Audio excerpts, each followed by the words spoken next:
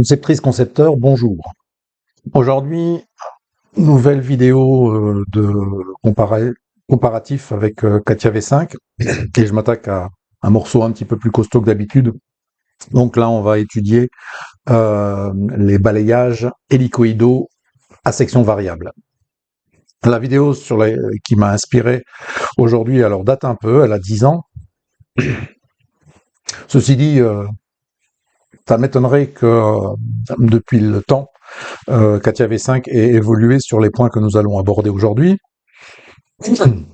Les vidéos récentes que j'ai vues de cet outil montrent que l'interface utilisateur n'a quasiment pas évolué, elle est toujours aussi anarchique, toujours aussi obsolète et toujours aussi encombrée de multiples petits bouts de menu.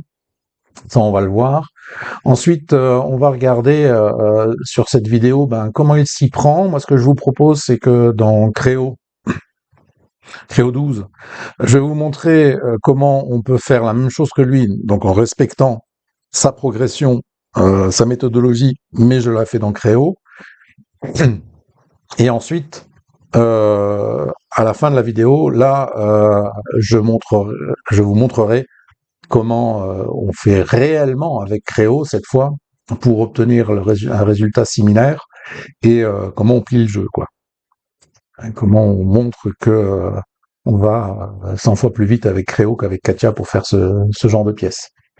Voilà, un petit défi. On va regarder comment il s'y prend et puis au fur et à mesure que l'on va dérouler sa vidéo, eh bien je vais faire la même chose dans Creo.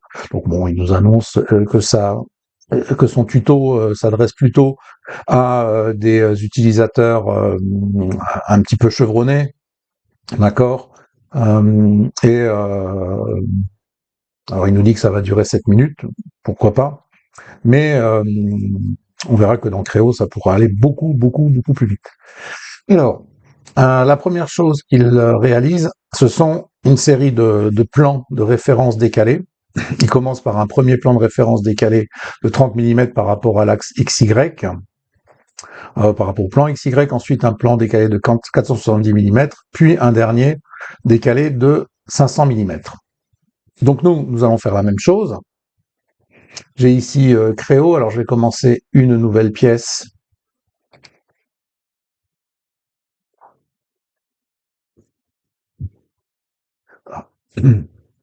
Alors pour le clin d'œil, hein, j'ai un jeu de couleurs dans Creo qui ressemble au jeu de couleurs de Katia par défaut.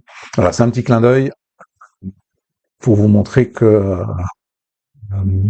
ce ne sont pas les couleurs qui font la puissance de l'outil. Alors, il nous fait des plans de référence décalés par rapport à son plan XY. Donc moi, si je fais la même chose, je prends ce plan-là, et vous verrez que l'interface utilisateur n'est pas du tout la même, hein. Je clique le plan, je sélectionne ici création du plan, je peux décaler ma cote directement à l'écran, on en crée une à 30, ensuite on recommence, on en fait un deuxième 470, et on recommence pour mettre le dernier à 500. Voilà, ça c'est fait. Je retourne voir sa vidéo et ensuite il va, par rapport à ces plans-là, il y a des fonctions dans Katia apparemment qui permettent directement d'avoir des sortes d'esquisses, de primitives d'esquisses où il peut directement placer un cercle sur son plan, sur son plan de base avec un rayon de 40 mm.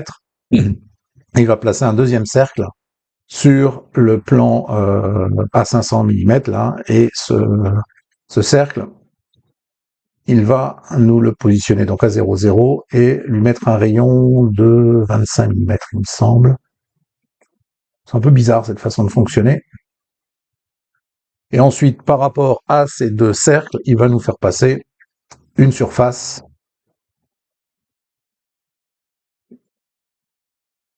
Voilà.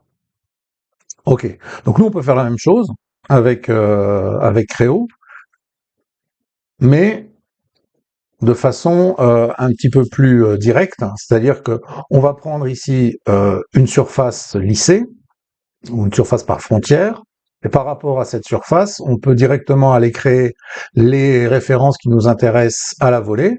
On va en créer une première ici. Hop. Là, moi, je vais esquisser un cercle. Alors, lui, il a mis un rayon de 40. Moi, j'aime bien travailler sur des valeurs de diamètre lorsque je dessine des cercles. Donc, voici mon premier cercle. Et je peux tout de suite enchaîner pour tracer le deuxième cercle sur le plan extrémité cette fois. De nouveau, un cercle. Je le positionne et moi, ça me fait un diamètre de 50. J'ai donc maintenant mes deux cercles et je vais pouvoir comme ça les sélectionner pour obtenir, comme lui, une surface qui relie ces deux cercles. Voilà, ça c'est fait. Donc vous voyez la méthode, l'approche, la grande approche est la même. J'ai une surface qui s'appuie sur deux cercles, mais dans Créo, j'aborde le sujet de façon un petit peu différente. Voilà. Là-dessus, il n'y a pas une énorme différence méthodologique. Et ensuite, c'est là où on va commencer à rentrer un petit peu dans le dur, c'est-à-dire que il va nous réaliser une courbe hélicoïdale. Alors pour faire les courbes hélicoïdales dans Katia, il faut obligatoirement avoir déjà prépositionné un point qui est l'origine de la courbe. Donc là, il positionne un point toujours sur son plan XY à 60 mm sur l'axe des Y, et ensuite il va réaliser donc une hélicoïde avec une longueur de 500 mm et un pas de 125 mm. Alors, nous, pour réaliser ce genre de choses, eh bien, on a la possibilité dans Créo de réaliser ce qu'on appelle des courbes par équation. Ce que je vais faire à cet endroit-là. Donc, une courbe par équation, ça se réalise de la façon suivante. Bon, on va chercher la courbe par équation. Il va nous demander de lui sélectionner un repère pour réaliser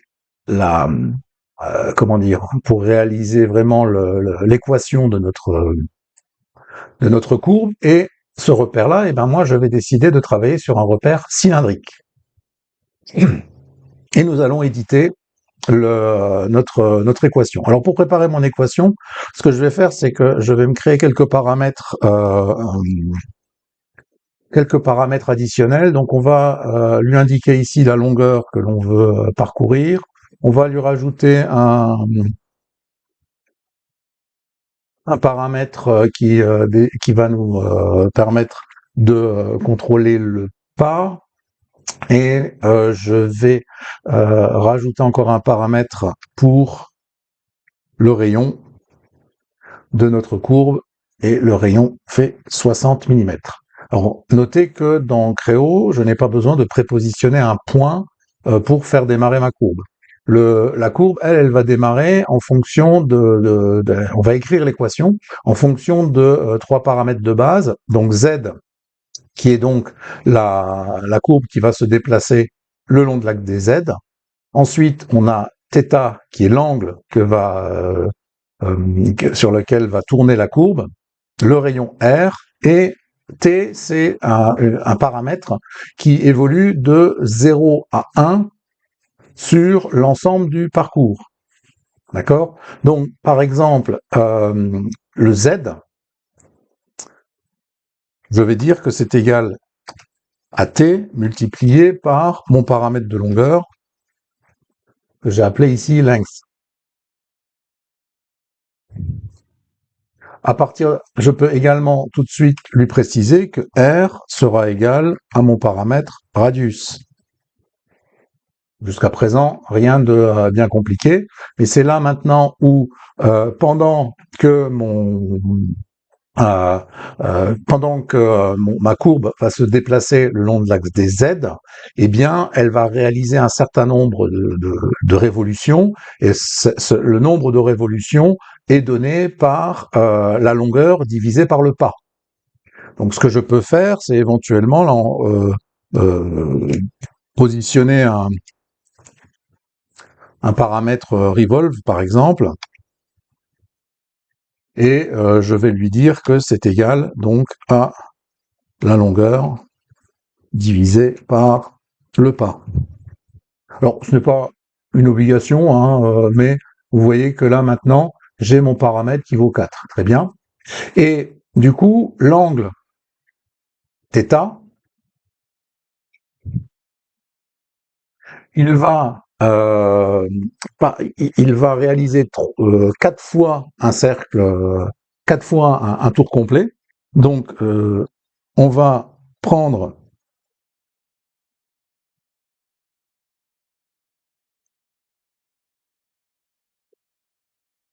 donc mon paramètre révolution et on va le multiplier par T qui est donc le ce qui pilote la courbe le long de son parcours, et on va encore le multiplier par 360 degrés et on va regarder ce que ça donne.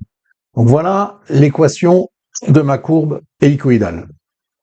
On vérifie que je n'ai pas fait de faute d'orthographe en tapant ma relation, je valide, et vous voyez que, eh bien, j'ai le résultat attendu, c'est-à-dire que j'ai effectivement une courbe qui parcourt la totalité de mes 500 mm et qui fait 4 révolutions, parce que j'ai donné un pas de 125.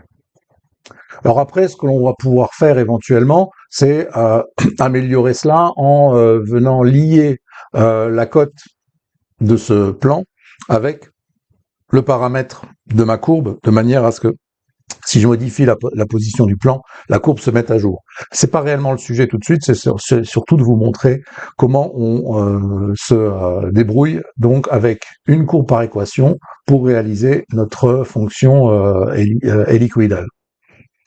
Il y a une autre manière de faire, mais je vous montrerai à la fin de la vidéo. Revenons sur l'exercice proposé dans CATIA. Alors, du coup, il nous fait une première courbe, et il va enchaîner avec une deuxième courbe cette fois, mais alors il démarre d'un point légèrement décalé, donc il va démarrer il va démarrer 30 mm au-dessus du point précédent.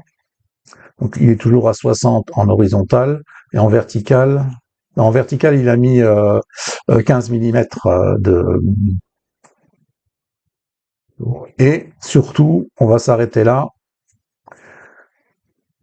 Il va passer donc, il va démarrer avec un pas de 125 mm pour terminer avec un pas de 135 mm. Ça veut dire quoi? Ça veut dire qu'entre les deux courbes, on va commencer avec un décalage de donc 15 mm ici, et pour arriver finalement en haut avec un décalage de 25 mm, étant donné que le pas a un décalage de 10 mm. Donc on va simplement prendre les 15 mm d'écart du début, et à la fin on se retrouvera avec 25 mm. On va regarder comment il fait. Donc voilà. Et vous voyez qu'il va nous montrer la courbe. Top, top, voilà. Il a mis 4 évolutions. Il commence par un pas de 125 mm. Alors, on le voit plus ou moins sur son écran, mais on s'aperçoit qu'effectivement, le pas ici va être modifié le long de la trajectoire pour arriver finalement à donc les 135 mm qui ont été définis par sa loi. Donc nous, il va falloir qu'on répète cela et que l'on utilise notre courbe par équation pour obtenir le même phénomène, c'est-à-dire cette fois, on va devoir faire varier le pas de notre courbe de, là aussi, nous, de 125 jusqu'à 135 mm. Ce que je vais faire dans un premier temps, c'est que tout simplement, je vais donc copier ma courbe. Donc, je fais simplement un CTRL-C au clavier, et ici, je vais utiliser un copie spécial pour donner de nouvelles références à notre courbe, et c'est le même repère, donc OK. Et vous voyez que j'ai une deuxième courbe qui, pour l'instant, chevauche tout simplement la première. Et ce que je peux faire sur cette courbe, on va éditer sa définition. On va déjà pouvoir modifier une petite chose dans sa, euh, dans son équation, c'est que ici, je peux rajouter 15 mm pour décaler ma courbe de 15 mm par rapport à la courbe précédente. Et là, vous voyez qu'effectivement, hop, ma courbe a été décalée de 15 mm. Mais en plus de cela, il faut maintenant que je fasse varier le pas de notre courbe de 15 mm à 25 mm. Pour ça, je vais éditer de nouveau mon équation et je vais rajouter un paramètre que je vais appeler voilà, pitch end, et le pas à la fin, ça sera 135 mm. Maintenant, comment je l'utilise dans mon équation? En fait, ce qui se passe, c'est que c'est cette valeur ici de 15 mm qu'il va falloir que que je prenne comme base de départ, mais on va devoir lui rajouter une valeur qui va varier de 0 jusqu'à la différence entre le pas de départ et le pas d'arrivée. Donc on va rajouter ici, on pourrait rajouter tout simplement la formule suivante.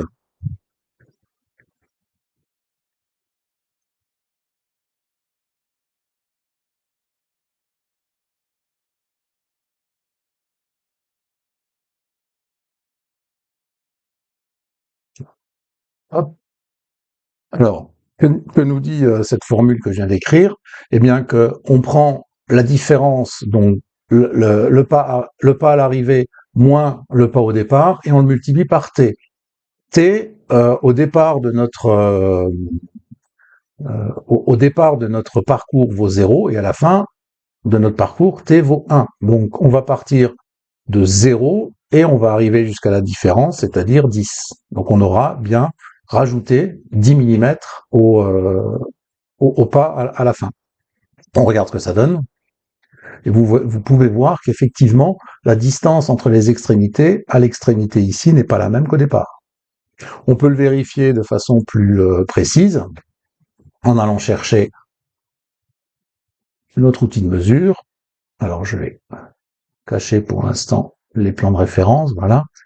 On peut aller chercher la distance qui sépare ce point-là de celui-ci. J'ai 25 mm, alors qu'au départ, j'ai... Hop, je recommence.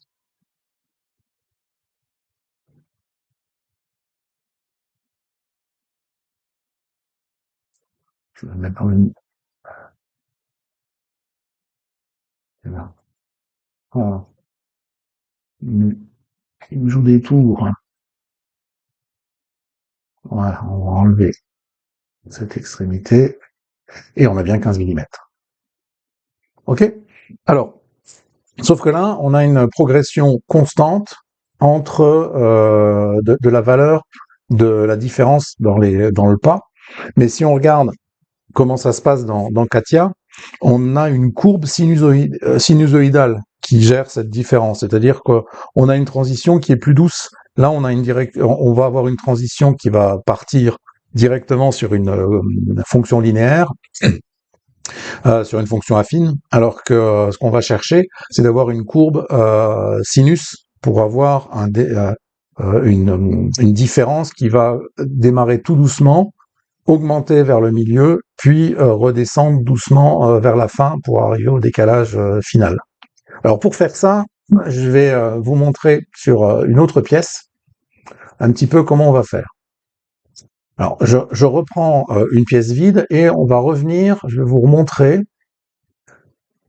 donc les courbes par équation. Cette fois, je pars sur un système de coordonnées cartésien, c'est celui-ci, et on va faire la chose suivante. On va aller tracer une courbe. Là, vous voyez, j'ai toujours le Z, donc lui, le Z, on va rester sur une courbe plane, donc on va mettre un Z à 0. Le X, lui, il va suivre t, donc il va passer de 0 à 1, et le y, dans un premier temps, je vais lui dire de me faire un joli cosinus sur t multiplié par 360, qui est donc le y va décrire une jolie courbe cosinus de 0 à, ah non, pas 360, excusez-moi, on va aller jusqu'à 180, on va faire uniquement un demi-cercle. Je regarde ce que ça me donne, et voilà, en prévisualisant, on s'aperçoit que je l'ai perdu. On va se mettre en vue on va valider, on va se mettre en vue de face. Voilà. Et j'ai une magnifique courbe cosinus qui part de 1, qui descend à moins 1, et ça sur 1. Bien. Alors ça, c'est une chose, mais moi, j'ai envie de faire une autre, de transformer cette courbe pour que on parte de 0 et on arrive à 1 à la fin du parcours donc de x0 jusqu'à x égale 1, je veux partir de y égale à 0 à y égale 1. Donc on va une possibilité, c'est de passer par de changer un petit peu l'équation. Donc là, on va déjà regarder ce que ça donne si j'inverse la courbe. Je lui retire 1. Donc j'ai effectivement le résultat que je souhaitais, c'est-à-dire que je pars de 0, mais là j'arrive non pas à 1, le 1 il est ici, là j'arrive à 2.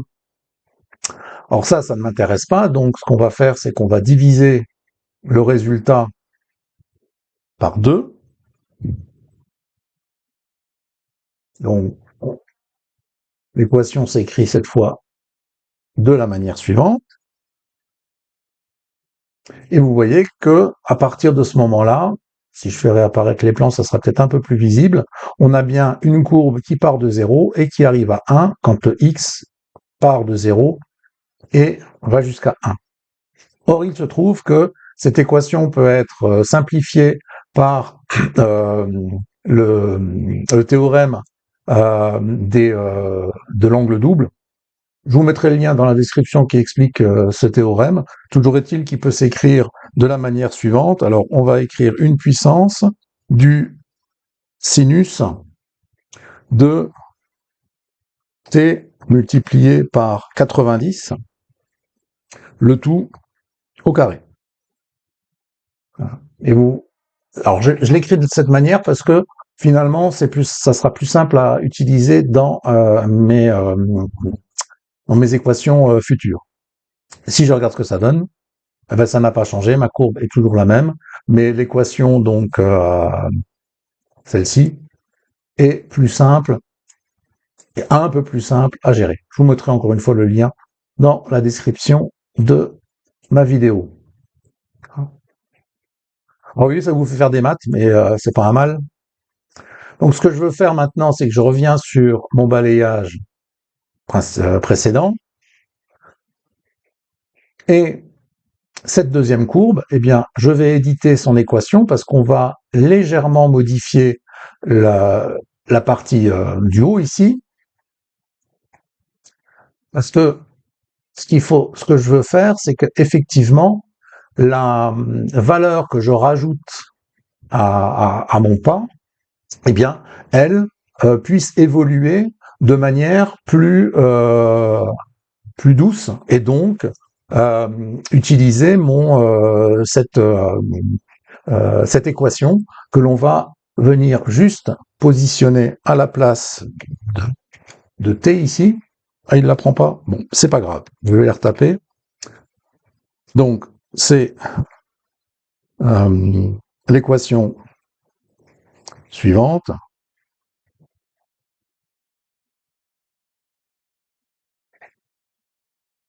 Voilà. Donc, pour puissance de la valeur du sinus, t multiplié par 90, le tout à la puissance 2. Je n'ai pas fait de faute de frappe.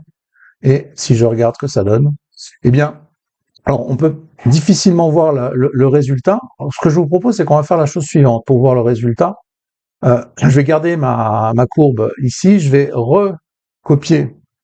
Donc, hop, un petit CTRL-C, un petit collage spécial. On remet la courbe sur le même repère.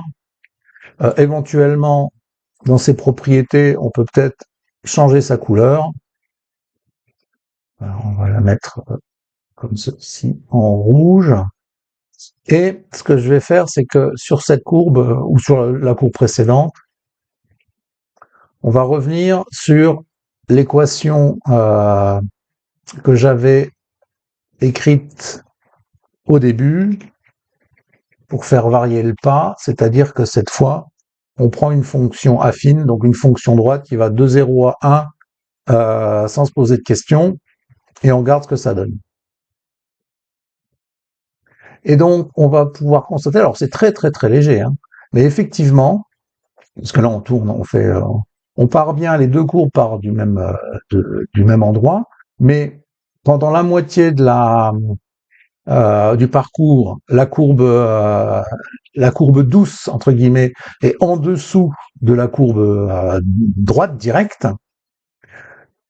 Ça se rejoint au milieu du parcours et ensuite la courbe douce est donc au-dessus de la courbe droite. C'est vraiment du détail, mais voilà, ça vous permet de voir que on aura une légère différence de dimension, on a une variation qui est plus douce dans le cas de la courbe numéro 3 par rapport à la courbe numéro 2. Courbe numéro 2 que je vais pour l'instant cacher, j'aurais pu la détruire, mais je vais juste la cacher. Voilà, c'est un peu long, mais j'espère que les explications que je vous donne vous seront utiles. Vous aurez appris dans ma vidéo comment gérer des courbes par équation. Alors, il continue. Cette fois, ce qu'il va faire, c'est... Alors, je ne sais pas pourquoi il fait ça. On va faire un peu différemment. Il va faire une première surface qui court le long de la courbe. Alors, en fait, il fait une extrusion de sa courbe qui suit l'hélicoïde. Il augmente la dimension de cette courbe pour la faire rejoindre le décalage qu'il avait en haut, et ensuite il fait une découpe. Je trouve ça plutôt bizarre. Il y a aussi une chose qui me surprend, c'est que bizarrement, sa courbe de démarrage, la différence a l'air plus importante chez lui que chez moi. C'est étonnant. Sur le principe, hein, ici, moi, encore que. Allez, moi, pour faire ce qu'il a fait là, moi, j'en fais simplement une courbe par frontière. La première frontière, c'est celle-ci. La deuxième frontière avec la touche contrôle, c'est celle-ci. Et hop, j'ai ma courbe. Hein. J'ai ma surface. Voilà. C'est pas plus compliqué que ça. Donc, on revient sur Katia. Peut-être une illusion d'optique. Et ensuite, il va réaliser... je vais accélérer un petit peu sa vidéo.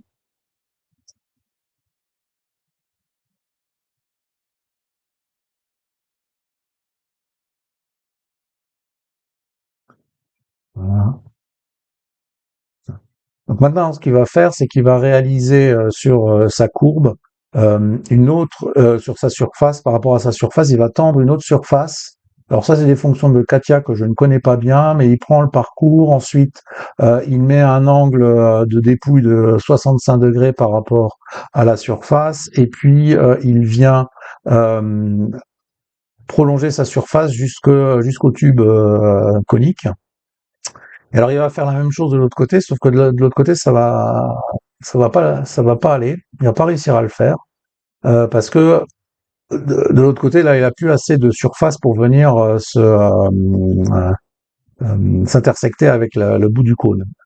Et là, il y a quelque chose qu'il va faire, c'est qu'il prolonge le cône à cet endroit-là, et ensuite il reprend sa surface pour qu'elle vienne s'intersecter. Donc ça nous montre une chose, c'est que l'ordre des fonctions dans Katia n'est pas, comment dire, l'ordre dans lequel vous voyez apparaître les fonctions dans leur arbre du modèle n'a aucun rapport avec la hiérarchie de la pièce. Donc c'est extrêmement dangereux parce que ça peut très vite vous conduire à faire des références circulaires. Vous avez une fonction qui vient après une autre et la fonction qui l'a précédée vient reprendre des références sur la fonction qui la suit. Ça devient très très vite un bazar sans nom. Mais ça, c'est lié à la vétusté du modeleur de Katia qui, euh, qui était à l'origine, n'était pas un modeleur paramétré, c'était un modeleur explicite, et ça explique ce comportement. Donc nous, dans Créo, de toute manière, on n'aura pas de problème parce que je ne vais pas utiliser cette méthode pour faire mes surfaces balayées sur le côté. Hop, on va quand même regarder comment il finit sa pièce. Donc après, il joint ces différentes surfaces et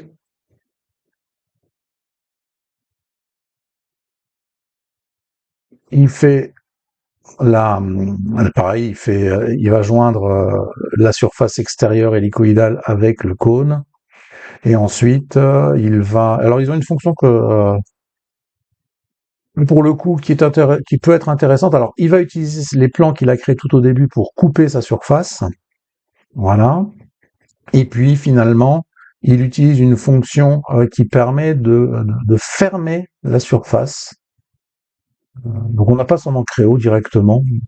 Ok, on peut faire autrement. Et puis ensuite, là, il a fini. Il va réaliser simplement mettre des couleurs et puis faire une image photoréaliste de sa pièce. Donc nous, comment on va faire pour aller au bout de notre travail? Alors, on peut aussi remarquer que mes courbes que j'ai là, si je regarde les différents paramètres qui sont associés aux courbes, on va retrouver les différents paramètres que j'ai rentrés dans les équations, ce qui peut nous permettre, par exemple ici, de modifier la valeur du pas final pour voir un petit peu ce que ça pourrait donner si je régénère ma pièce.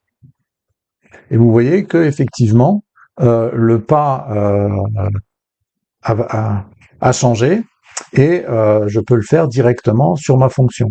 Je suis pas certain que avec la manière qu'il a utilisée pour faire son modèle lui permette de faire ce genre de choses. Donc moi, pour réaliser les surfaces de chaque côté de la pièce, ce que l'on va faire, c'est que l'on va utiliser un balayage. Alors, ça sera un balayage à section variable. On va faire un balayage sous forme de surface. On va sélectionner une courbe guide qui est donc celle-ci. Ensuite, on va se mettre normal à une projection. La projection, ça va être notre plan. Je vais le faire réapparaître. On va utiliser ce plan-là comme projection pour notre esquisse. On va lui dire qu'on est variable et on va esquisser. Eh bien, alors, avant de commencer mon esquisse, je vais sélectionner voilà, le bord de mon cône. Voilà. Ce que je vais faire sur l'esquisse, on va tout simplement dessiner ici un segment de droite qui s'arrête sur la projection de mon tube. Voilà. Et je modifie, alors l'angle proposé, je vais prendre l'angle opposé, ou le complémentaire plutôt. Voilà, 65. Globalement, ici, il reste 25, on le verra tout à l'heure. Je valide. Et hop, j'ai ma courbe, j'ai ma surface qui vient s'enrouler comme je le souhaitais et qui reste le long du cône. On va faire la même chose de l'autre côté. Donc, on fait exactement la même surface, mais cette fois de ce côté-là. On est sur une surface. Vous voyez que dans Créo, je peux soit faire de la surface, soit faire du solide, on le verra tout à l'heure. On fait un balayage à section variable. Pourquoi à section variable? Tout simplement parce que je veux que la dimension de ma surface varie le long du balayage pour qu'elle reste en contact avec la surface tronconique du centre de ma pièce. Normal à la projection, ça me permet de régler l'angle de dépouille, le pseudo-angle de dépouille que l'on applique là, les 65 degrés. Bon, allez, on fait pareil. On vient poser une ligne de construction le long du bord de la pièce, du cône, un segment, voilà. Et au niveau de l'angle, pareil, on positionne l'angle 65 degrés, je valide, et j'ai mon parcours. Vous voyez que là, moi je peux continuer à parcourir ma pièce, il n'y a pas de souci, on est bien, comment dire, ça pose pas de problème particulier à Créo de continuer dans le vide.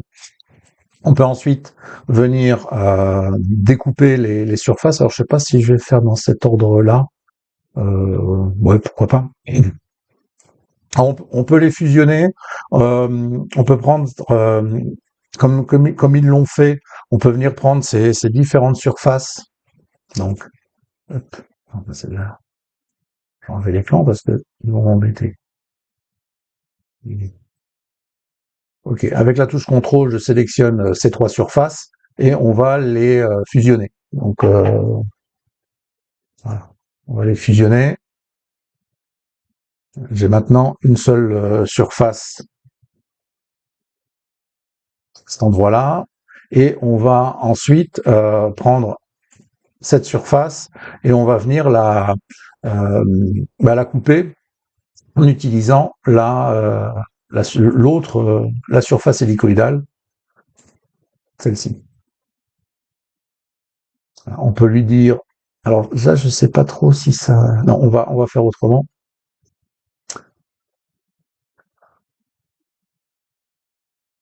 Donc maintenant que j'ai fusionné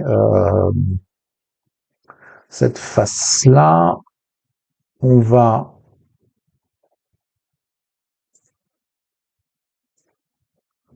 est-ce que je peux couper les deux surfaces en même temps? On va voir si c'est possible.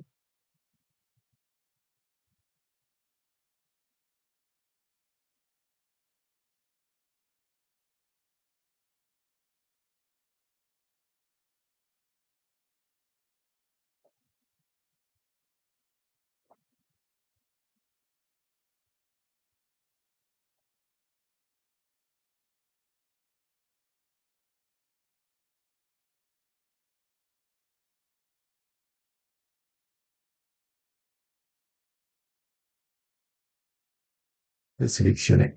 Ok, ce plan.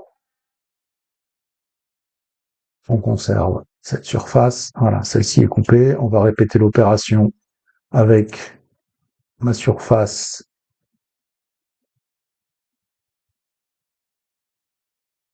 fusionnée ici. On garde l'autre morceau.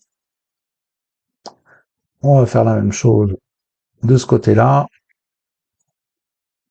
Cette fois, en utilisant ce plan qui se trouve à cet endroit-là. Et la même chose avec la surface hélicoïdale. Voilà.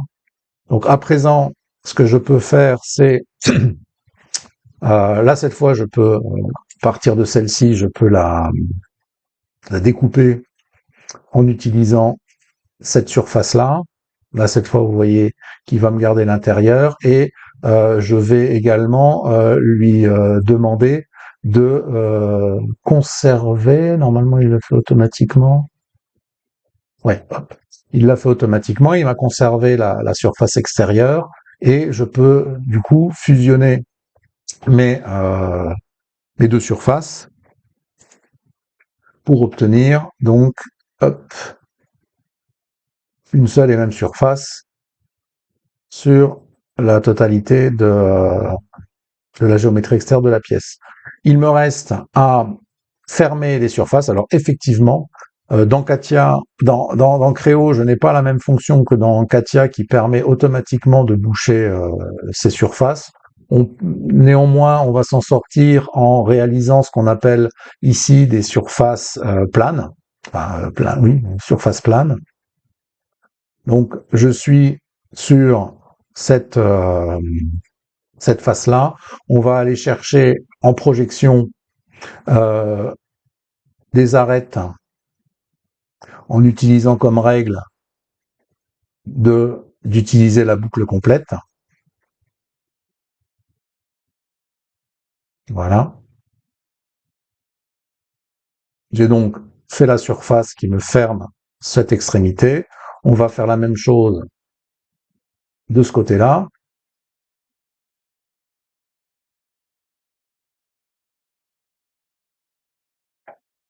En utilisant de la même manière la surface boucle en prenant une amorce. Voilà, il me prend mon contour. Je le valide. Okay. Ce que je peux faire aussi, c'est que la fonction de fusion.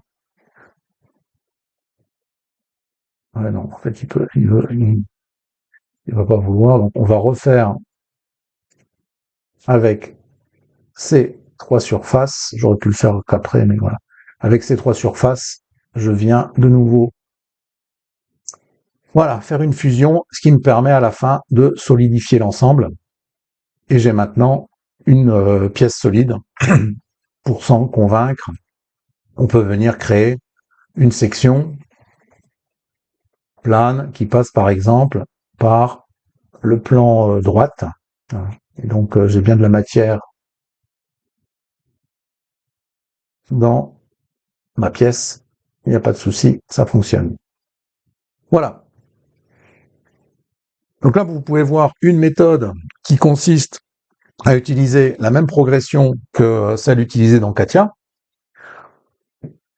Alors, c'est assez long, surtout que j'ai fait quelques bêtises, ou en tout cas, j'ai rencontré une ou deux difficultés. Et puis, j'ai aussi passé beaucoup de temps à vous expliquer quelle était ma méthodologie. Donc maintenant, on va utiliser une méthodologie strictement Créo, et vous allez voir qu'en utilisant la méthodologie strictement Créo, eh ben, on va beaucoup plus vite et en utilisant nettement moins de fonctions. Je vais, alors, on va quand même ouvrir, garder la pièce quelque part à l'écran. On va aller chercher en session,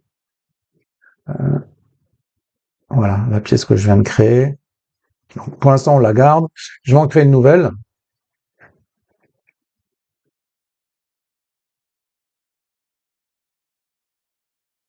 Et cette fois, on va directement partir, avec Créo, on va directement partir sur un modèle solide.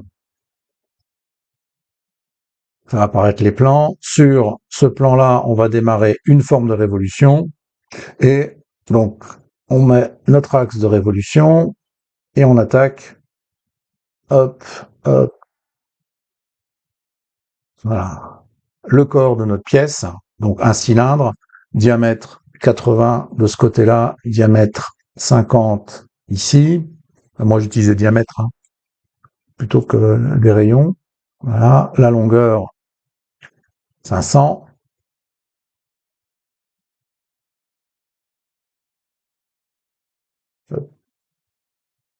Voilà. Il sépare un petit peu. Ça, c'est la première fonction. Et ensuite, ce que l'on va faire, eh ben, c'est qu'on va attaquer directement sur un balayage hélicoïdal à section variable. Et ça, c'est une fonction. Je ne sais pas si ce genre de fonction existe dans Katia. Toujours est-il que dans Créo, eh bien, elle est bien pratique. On va réaliser donc on va tracer déjà la forme de notre balayage. Quand on dit forme, on entend la chose suivante, c'est-à-dire que je vais tracer tout simplement ici un segment de droite qui vient jusqu'au bout, voilà, On va venir choper la référence. Donc la longueur est déjà donnée par la longueur de mon tronc de cône, de mon tronc de cône. Et ce que je vais faire, c'est que la cote, on va rajouter également un trait d'axe. Ce qui fait que, au lieu d'avoir une cote de rayon à 60, on va avoir une cote de diamètre. Moi, je préfère toujours avoir des diamètres dans ce genre de choses parce que c'est un petit peu ce qui est fonctionnel. Si jamais ma vis sans fin doit être insérée dans un tube, eh ben c'est le diamètre du tube qui va m'intéresser, donc c'est le diamètre de la vis sans fin qui m'intéresse. Voilà, donc ça c'est le parcours de ma vis sans fin. Et l'on va maintenant venir déjà prendre quelques options. Donc le pas de notre balayage, c'est un pas à 125, ça d'accord. Et dans les options, on va dire que l'on fait un balayage justement à section variable, comme ça. Et maintenant que j'ai défini ces paramètres, je vais esquisser la forme de mon hélice, enfin la section de l'hélice. Pour ça, allez, on va faire là aussi quelque chose de très simple. On va dessiner toute la forme de la géométrie, voilà, comme ça. Ce qu'on va faire maintenant, c'est que l'on va aligner sur l'axe principal la base de ce que je pourrais appeler une dent, mais qui n'en est pas une. On va gérer des symétries entre ces différentes entités. Une première symétrie à cet endroit-là, une deuxième symétrie à cet endroit-là. Au niveau des dimensions, on a en bas une cote de 15 mm et on a une cote d'angle. Moi, cette fois, je donne la cote d'angle complète. Je mets pas les 65 degrés de chaque côté. 90 moins 65, ça fait 25. Donc, l'angle résultant ici, c'est 50 degrés. Je préfère avoir cette valeur-là. Je valide. Et vous allez voir que, hop, j'ai mon balayage qui s'entoure autour de mon tronc de cône. Mais ce n'est pas fini. On a dit, parce que là, mon balayage, ok, il est très bien, sauf que j'ai la même valeur d'épaisseur de dents sur toute la longueur. Eh bien, c'est là où on va venir écrire là aussi des relations sur une section. La section, c'est la section de mon balayage hélicoïdal. On prend la section et on va écrire la relation qui va permettre de piloter cette largeur. Donc on l'a vu, cette cote, elle doit évoluer, elle doit partir de 15 mm de large et arriver au bout de mon balayage à 25 mm, ou à n'importe quelle valeur que vous souhaiteriez lui donner. Donc on démarre sur la valeur de 15, et puis on va lui rajouter un incrément. Cet incrément va varier, et donc lui aussi, on va le faire varier en utilisant l'équation du sinus, du carré des sinus des angles doubles. Alors il faut savoir qu'on a un paramètre, c'est un paramètre dans Creo qui s'appelle trash-par. Ce paramètre, dans le cas d'un balayage hélicoïdal, comme c'est le cas ici, il représente la totalité de la trajectoire, c'est-à-dire qu'il part de 0 et il va jusqu'à 1. Ok, donc c'est ce paramètre trash-par que je vais utiliser dans ma formule du sinus au carré. Hop, donc ce paramètre trash-par, il va nous permettre de faire varier un incrément de 0 à 1 tout en commençant doucement et en terminant doucement et en accélérant vers le milieu. On est bon. L'équation s'écrit de la manière suivante et on va le multiplier par l'incrément que l'on veut ajouter à notre cote. Ici, on va mettre un incrément de 10 mm. Voilà. Alors, on va mettre des parenthèses en plus pour être sûr qu'il utilise la bonne priorité dans les opérations. Normalement, ce n'était pas forcément nécessaire, mais on ne sait jamais. On vérifie les relations. je valide, et je régénère. Et vous voyez que effectivement, on a notre épaisseur ici qui a varié. On peut aller contrôler ce résultat avec les outils d'analyse. On va mesurer la longueur de ce segment, 15 mm, et la longueur de celui-ci, 25 mm. Voilà. Avec une variation douce. Alors, maintenant, ce qui est intéressant aussi, c'est que on peut à tout moment, si on modifie les relations de notre section, changer cet incrément pour le rendre plus vigoureux, n'est-ce pas? Par exemple, si je mets 20 mm, eh bien, on va voir un changement plus important sur la variation du pain. Voilà. Et vous voyez que cette fois, j'ai réalisé cette opération en deux fonctions. Si maintenant je veux couper la pièce pour dégager les parties inutiles qui sont sur les extrémités, eh ben là, je vais utiliser la fonction solidifier dans Créo, et on va créer un plan de référence à la volée. Et ce plan de référence à la volée, je vais le faire passer par le petit point, le sommet à cet endroit-là. Avec la touche contrôle, je sélectionne ce plan-là, je le valide, et hop, automatiquement, il me propose de couper ça. Donc ça, c'est fait. Et puis on fait la même chose de l'autre côté. Vous voyez, les plans, je les crée à la volée, et vraiment, quand j'en ai besoin, je les crée pas au début de l'exercice. Et en plus, on les crée de façon très graphique. Voilà. Et j'ai terminé ma pièce en prenant le temps de vous expliquer correctement ce que j'étais en train de faire. Et vous voyez que dans mon arbre du modèle, j'ai 4 opérations et une relation mathématique qui finalement n'est pas si compliquée que ça, une fois qu'on a compris comment ça marche. Un petit bonus pour la route. On a notre pièce. Si je fais un double clic sur la géométrie tronconique, la cote de 500, je vais la déverrouiller. Donc, qu'est-ce qui va se passer en déverrouillant cette cote? Je vais pouvoir manipuler directement la géométrie comme ceci. Mais on va aller encore plus loin. Vous voyez que là, en fait, je ne fais que dérouler finalement mon balayage. Moi, ce que j'aimerais bien, c'est que le balayage, le pas du balayage change lorsque je modifie la longueur de mon tronc de cône. Alors, pour faire ça, eh bien, on va aller dans les relations. On va dans les relations de la fonction de balayage. On va les sélectionner. On va prendre toutes les dimensions.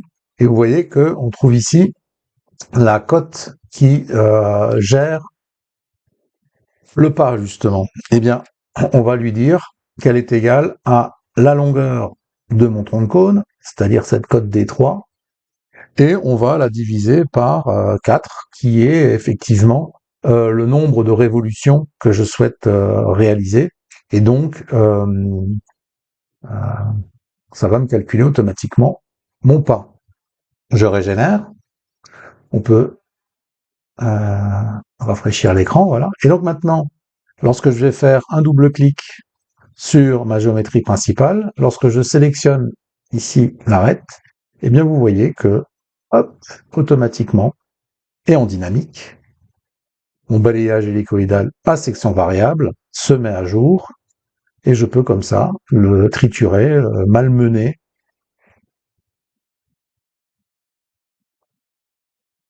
Voilà. Chose qui sera plutôt difficile à faire dans Katia. J'espère que vous en conviendrez. Allez, cette fois je vous laisse. À très bientôt.